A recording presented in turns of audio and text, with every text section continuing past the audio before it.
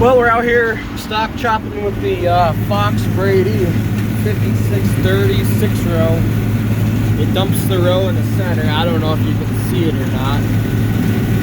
Not that impressive of a windrow.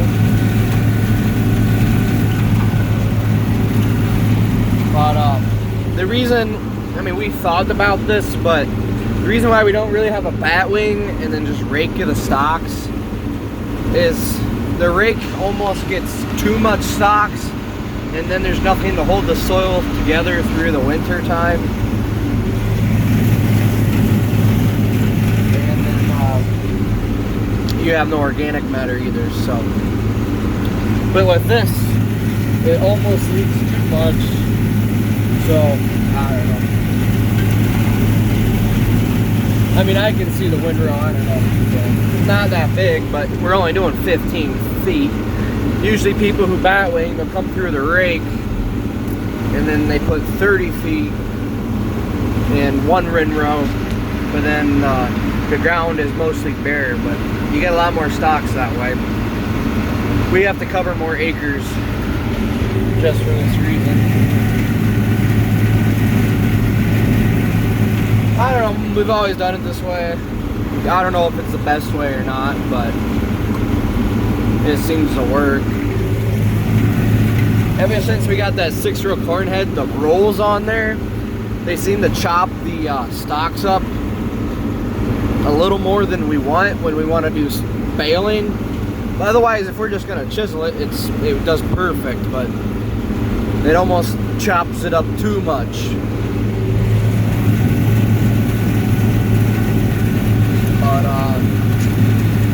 it is what it is.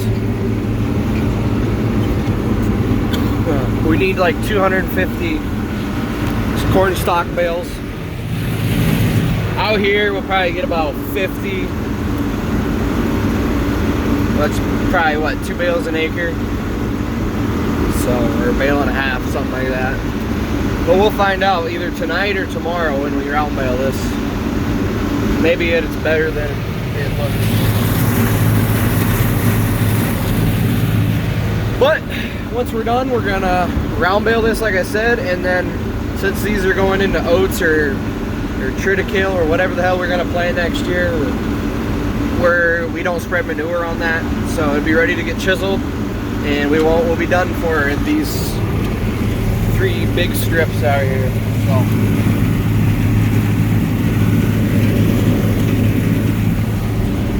So set some cameras up like here.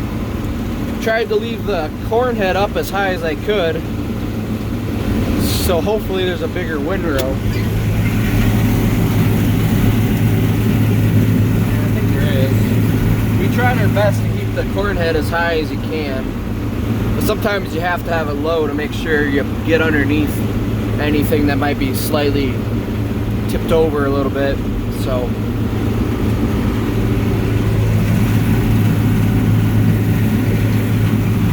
I can see some bare dirt behind me, so it ain't leaving a whole lot, but it's leaving enough to hold the ground. So I'll show you the stock chopper.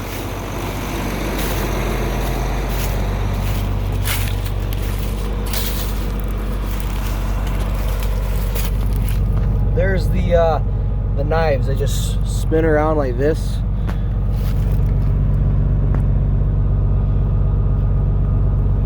We put them in new ones in, I don't know, a couple years ago. And here's the windrow. Actually, not too bad. Man, that's definitely damp. Holy cow. It's supposed to be sunny tomorrow. But yeah, there's the windrow right there. Turning it from this to that. So yeah. Oh, and then in here there's an auger, and it augers it to the center, and then that flipper just throws it out. Pretty simple. Now let's say you had a chisel plow that plugs up all the time. You'll pull this pin and that pin, and this will lift up both sides, and it'll just throw it out even across. So yeah, but we never do that anymore. since we traded chisel plows like 5 or so years ago. Ours has enough room in between the shanks where it doesn't plug up with stalks, so you can just you can basically follow the combine with the chisel plow, and you shouldn't have too many problems. So here we are. It's supposed to be sunny all day, they said.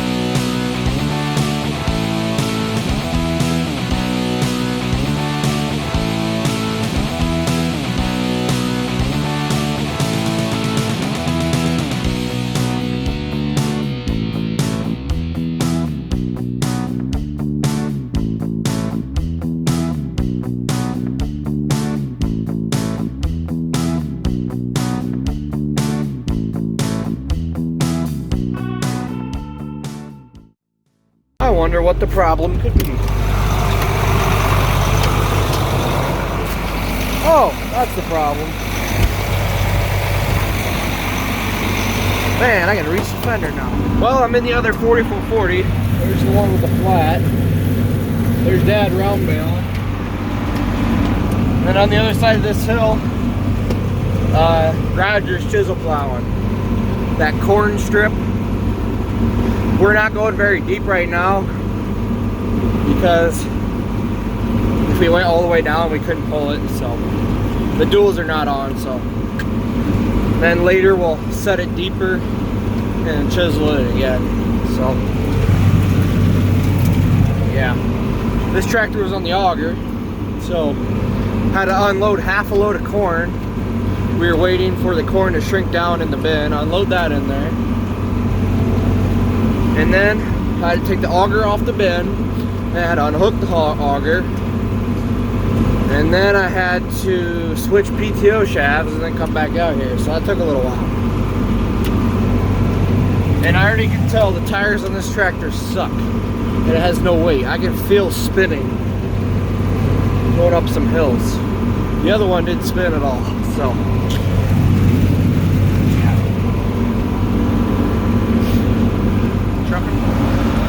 this tractor is literally spinning over nothing right now.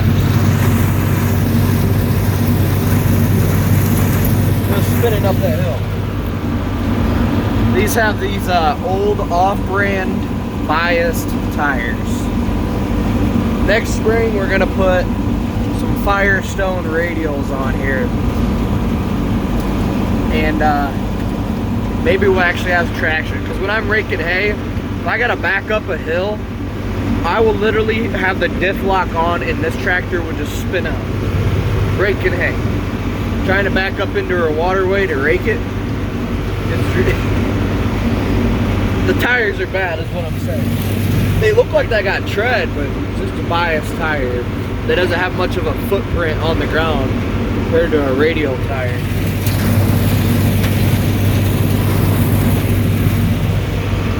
I should be done in like an hour, hopefully. That would be awesome.